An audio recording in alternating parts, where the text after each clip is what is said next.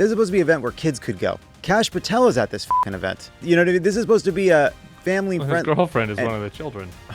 There's just a little Louis C.K. inside of Tim waiting to jump out and be like, what happened? Used to be able to tell jokes in this fucking country. Gobble, gobble, bitches. Welcome back to SpeechCenter. Tim, happy Thanksgiving. Happy Thanksgiving. I'm grateful for you, Lovett. I'm grateful for this little friendship that we have developed. I'm too, and I don't even think it's that little. I think it's deep and wide. Whoa. Okay. Let's calm down. It's a special time for us sports fans, because you know what we'll be watching all day this Thursday? That's right, the National Dog Show. Tim, what kind of dog do you think is going to win Best in Show this year? My biggest complaint about my in-laws is that they don't do sports in their family, and they're country people. When I first went for Thanksgiving, I was like, at least I'll have football. I can talk to the men, the uncles and the cousins about football. None of them watch sports. They do hunting and watch the fucking dog show. And so they watch the dog show and they comment on it. I have nothing to say about the dog show. I don't care about the dog show. I don't know anything about the dog show. And it's kind of triggering, actually, for you to bring it up. Wow. Okay, so that touched a nerve. Great point, Tim. Let's keep going. On today's show, MTG is dumping MAGA. Scott Bessent denies inflation. But before we get to all that, just as we are recording this today, Donald Trump issued the traditional pardons of the Thanksgiving turkeys at the White House. And in the history of turkey pardon events, this is the most bizarre speech a president has ever given, except for those that are tied with the ones this president previously gave. But I want you to see what he did here. I'm going in live here. I'm fresh. Right. I haven't seen anything. I haven't seen a clip. Nothing. After a thorough and very rigorous investigation into a terrible situation caused by a man named Sleepy Joe Biden, he used an auto pen last year for the turkey's pardon. So I have the official duty to determine, and I have determined that last year's turkey pardons are totally invalid. These are two of the largest turkeys ever presented to an American president, over 50 pounds each. It's the largest we've ever had. Despite their size, Secretary Kennedy has formally certified that these are the first ever Maha turkeys. They've been fattened on a steady diet of grass beef to allow the smoothies and all of the other things that they've been eating for this occasion. But instead of pardons, some of my more enthusiastic staffers were already drafting the paperwork to ship Gobble and Waddle straight to the terrorist confinement center in El Salvador. And even those birds don't want to be there. You know what I mean? It was a tough... I want to play that clip because this I think captures why I believe this is the strangest turkey pardon speech we've ever been given. Because he's trying to do the jokes, the light thing that you do at this event. But A, I don't think he can see the paper.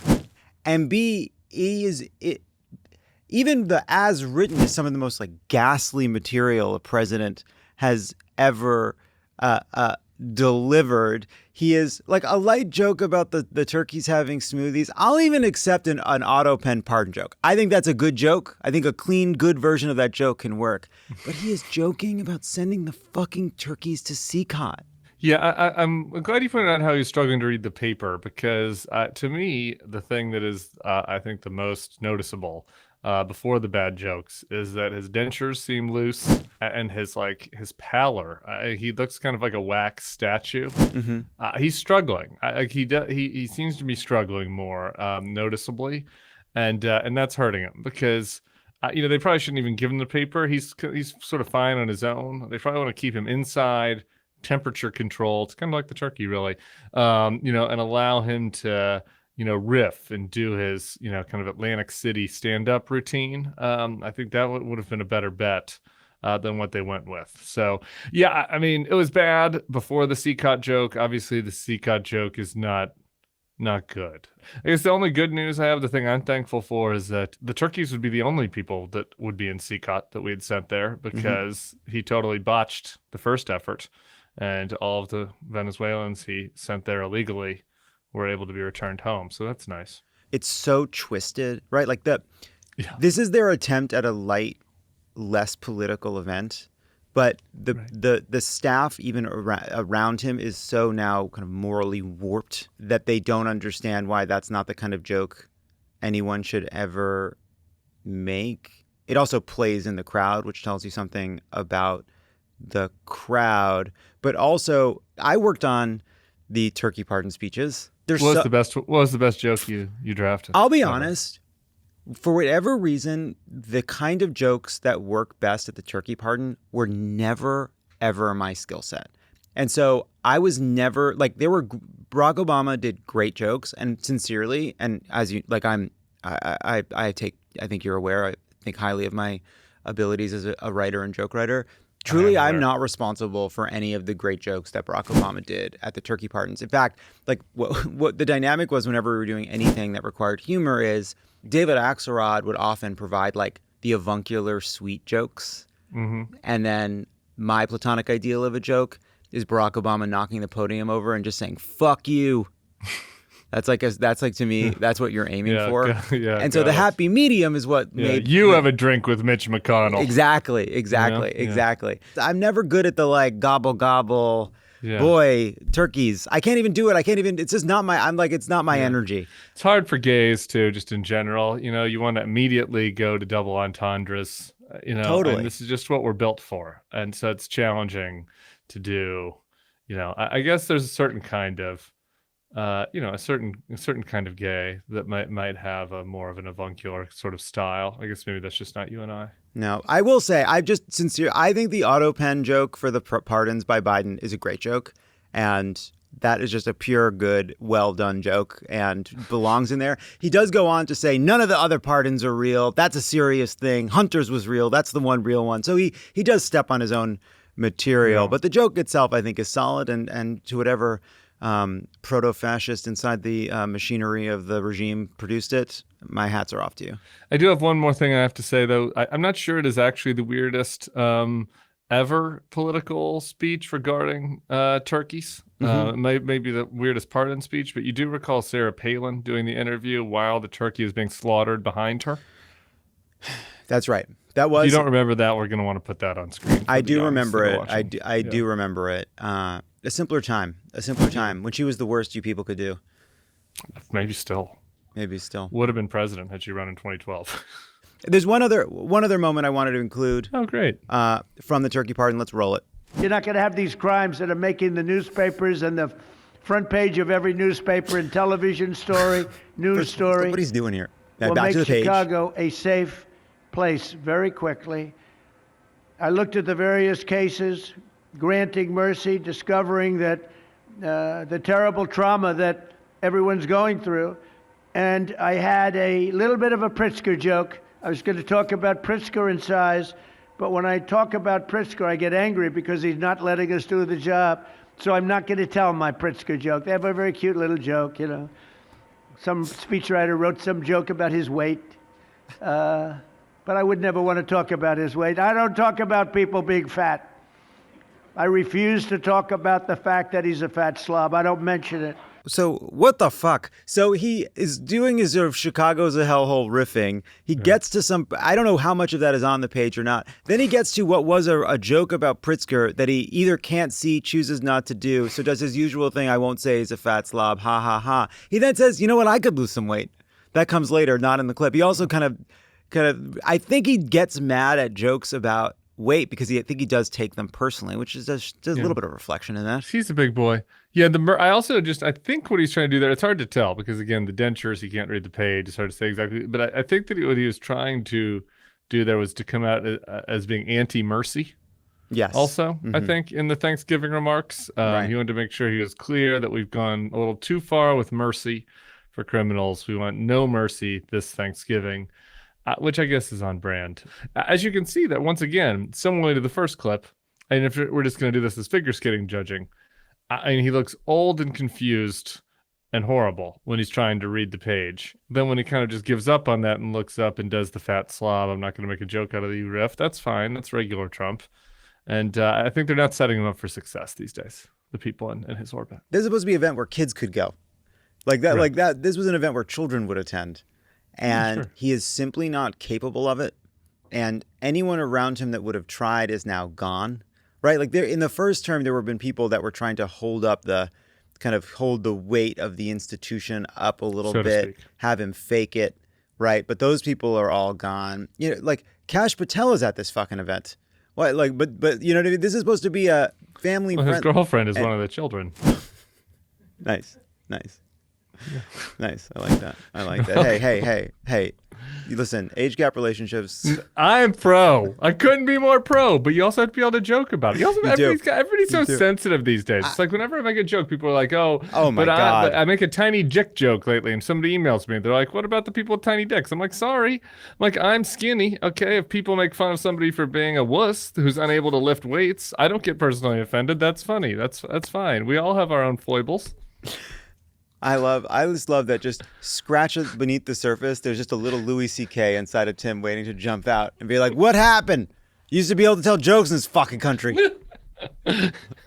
That's awesome. I love that. SpeechCenter is brought to you by OneSkin. If you're like me, your skin needs some extra care this time of year between colder weather and the holidays fast approaching. It can feel like nonstop stress to your system. That's why I rely on OneSkin. OS1 is great to incorporate into your morning routine or your routine before bed. They also have a lip balm that has SPF that's really great. I really recommend it. At the core is their patented OS1 peptide, the first ingredient proven to target senescent cells, the root cause of wrinkles, crepiness, and loss of elasticity, all signs of aging. And these results have now been validated in 5 different clinical studies, known for cult skincare favorites like OS1 Body, OS1 Face, and OS1 Eye. I also really like the eye cream.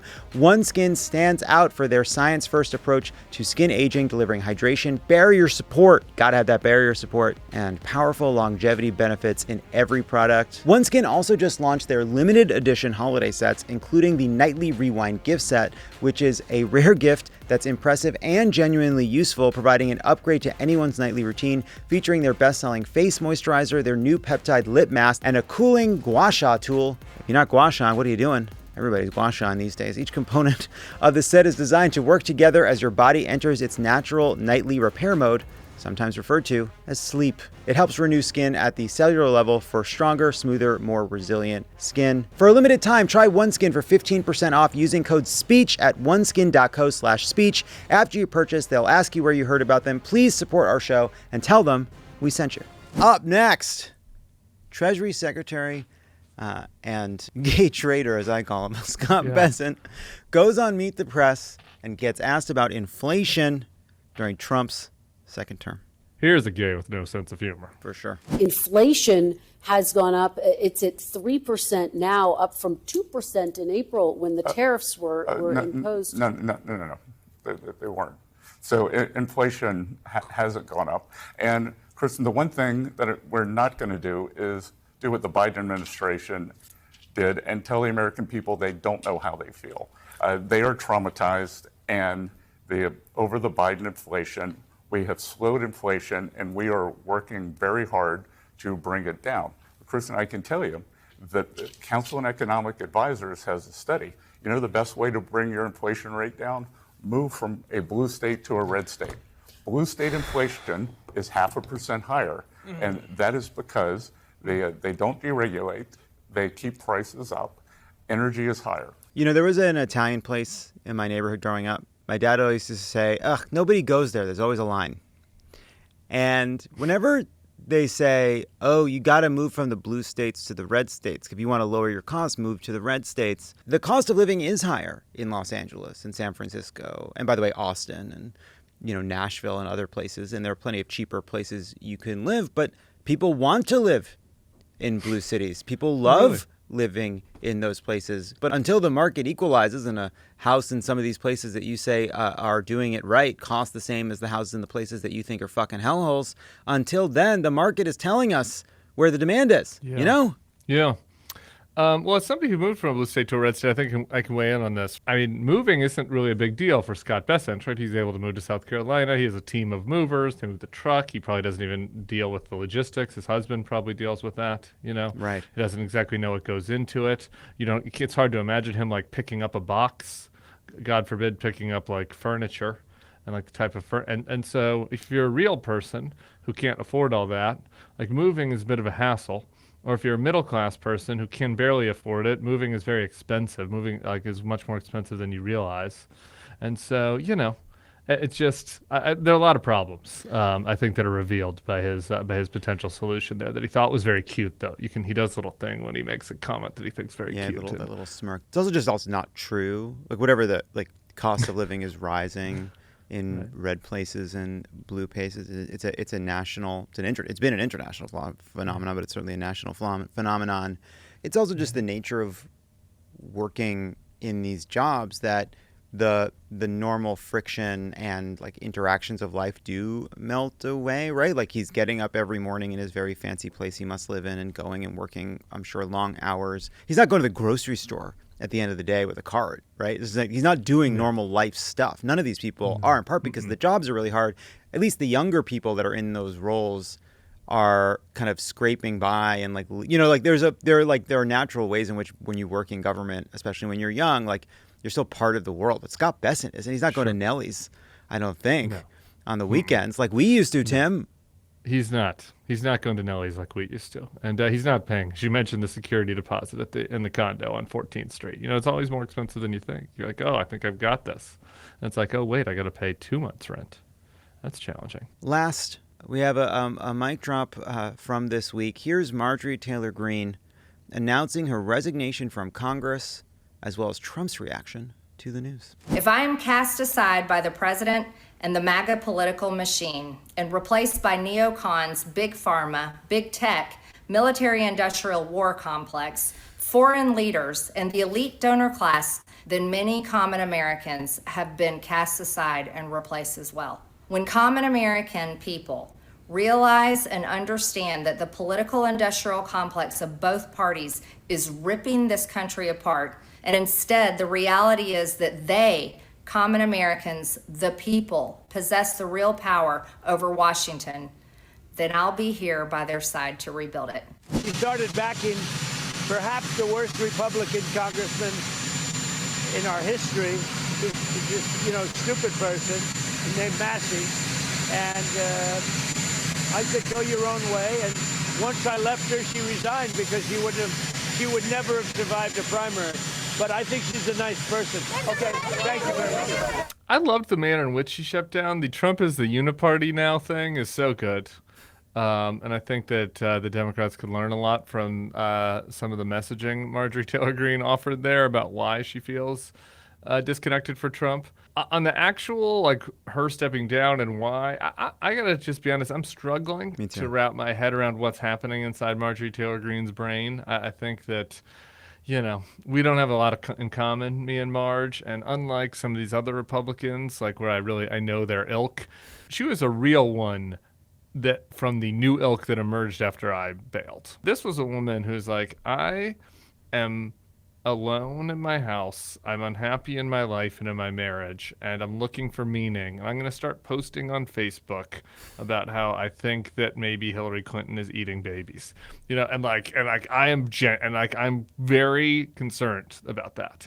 And then I'm going to start a CrossFit gym, and I'm going to go Maha, and then I'm going to run for Congress. And that is a character that I don't have a lot of connective tissue with, and so I don't really know what is motivating her departure, and I don't know that it does me much good to speculate. But I think that the messaging around her departure was like pretty apt and pretty powerful in a certain way.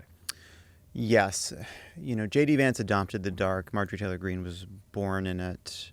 Right. If I was like sitting down and talking to Marjorie Taylor Greene, who I think you described pretty accurately. And I would think, all right, well, then how does someone end up like that and then have this kind of genuine seeming awakening of some kind that has caused her to moderate how she speaks, in part because of what happened with Charlie Kirk? And the argument that I would make is, look, we may see things differently on some of these social issues, but when you talk about what are the obstacles to like fighting for the people, you've been bamboozled here. You've bamboozled yourself. The big, beautiful bill, like everything you're describing as like a bipartisan phenomenon, Democrats are feckless and strange and often quite wrong. But for the most part, you could build quite a coalition on the issues you seem to be focused on. You would just be called a conservative Democrat in years past. If we could just get you away from the Rothschild fucking conspiracy theories. Yeah, and the trans, her statement, it's a 4-page statement. And so there are elements of it that I think maybe, I could hand over to the Democrats and say, maybe try this on for size. And there were some other elements like, the transing of our society is a problem, and global gay, and Yes. and we really need capital gains tax cuts for upper middle class home but buyers. This is what I mean, though. Like, I of course, but she is a product of her information environment, and what that tells me is that her views seem to be a mile wide and an inch deep, right? Like, there's a part of me that believes she's one fucking BravoCon trip. Like, we could get a fucking Marjorie Taylor Greene West Hollywood Rumspringa. I feel like she's a gettable. I think it's worth a try. I want Marjorie Taylor Greene. There's two things I want right now, and some of it's political, some of it's simply for the experience. One, I want Marjorie Taylor Greene to come spend some time during Pride with the gays. We'll hear her out. We'll deal with it. It will be uncomfortable. I don't know how quick the change would happen. I think she's gettable, okay? That's one thing I want to do, all right? Sincerely, for the experience. I'll leave you as the point person on that. And the other is, I do want to get a steak, play poker, and talk about Star Wars with J.B. Pritzker. And I've talked about this, and that's important to me, and that's something that I do want to do. Okay, wow, those are great goals for 2026. I mean, they're very Lovett coded. Mm-hmm. I'm still working through mine, so maybe I'll report back on the December SpeechCenter on what I'd like. All right, let's wrap it up. Tim, what are you? Anything you're specifically looking forward to as part of your Thanksgiving meal in Guyana? Caribbean food. I had the Parkway po' boy here in New Orleans. It's a Thanksgiving po' boy. It's the French bread, it's the gravy, the cranberry, it's all the stuffing, the turkey, all on one sandwich. That is a very Lovett-y meal. Like, it is just a full stomach bomb. Like, you don't want to eat for days after. At least I don't. And I had that already this week. So my Thanksgiving is checked. And now I'm going to do, I don't know, eat oxtails and dragon fruit and whatever the fuck. Wow. Happy Thanksgiving, Tim. Good to see you. Happy Thanksgiving to you, too. Good to see you. And we'd be grateful for, Tim, we'd be grateful if people would subscribe. Help us build the Love It or Leave It channel. Do it. Comment. Tell us everything you thought Tim said that was great. Tell me everything I said that was wrong. And, by the way, go check out Tim over at The Bulwark and everything he's doing. The man's a content machine, picking fights with Scott Jennings. He's changing hearts, changing minds. Someone's got to do it.